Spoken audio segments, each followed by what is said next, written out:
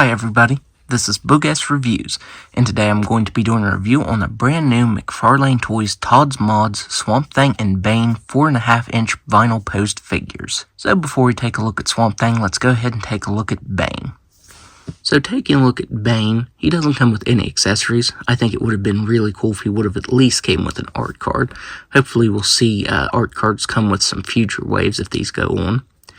But taking a look at the head sculpt, I think McFarlane Toys did really good. I love the silver paint on Bane's mask. You get some wrinkles sculpted on top of his mask where it connects to the tubing. And you get a dry brushing of gray that brings the details like the wrinkles out very nicely. I think the translucent green tubing also looks really good. If I remember right, on the Mega Fig of Bane, it was actually painted tubing. I don't think it was translucent. But this looks really good. Even the tank looks really good. You get a nice dry brushing of silver over these. I think it's like a dark gray color. And that looks really nice. You also get this really nice wash over top of his skin. It's like a brown wash, and it brings the details out very nicely. I think that looks really, really good. My one complaint, though, would be that despite all of the sculpt work he has on his arms and neck, you don't get any green paint over top of his veins. I think some green paint over top of the veins would really make this figure pop. That's really a small complaint, though, because I still think it looks great with that wash they did. That brings the details out really well. He even has some really awesome sculpt and paint work to his gloves. They're sculpted really nicely, and they have this gray wash over top of them that brings the details out very well. They even sculpted the stitch work by the knuckles there. You can see it starts right here and goes down to where the cuts for his fingers are. So this has some really awesome paint detail on it. That really surprised me. You also get some texturing to his pants here. And that gray color that's painted over top of it brings that out really nicely, just like it does with his boots.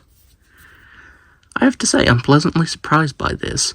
The sculpt and paintwork on this might actually be better than the Mega Fig. And that's really surprising because these are $14 and Mega Figs are about $40. You know, they're way bigger and costlier than these. So now, let's go ahead and take a look at Swamp Thing. So just like with Bane, Swamp Thing really surprised me. The paintwork on him just really pops, and I think it even rivals the Mega Fig. The head sculpt looks incredible, and you get so many different colors of green painted over top of him, it's not funny. Like the leaves right here, and on his head you get some lighter green paint. You get this really dark green paint around his neck. There's just so many tones on this figure that it just really pops. I think the sculpt and paintwork are incredible on these tiny posed figures. McFarlane Toys just did an incredible job on this. It looks really good. The paint variation on him just really pops on the figure. I do have one complaint though, and it's that his arms are separate pieces from his torso and glued in, and it's really noticeable. You can see this cut right here where it's glued to the figure.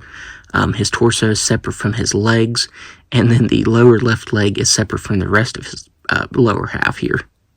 So I do think that's weird, and I do think it's noticeable, especially right here. Like, it almost looks like there's a cut for articulation because it's so noticeable.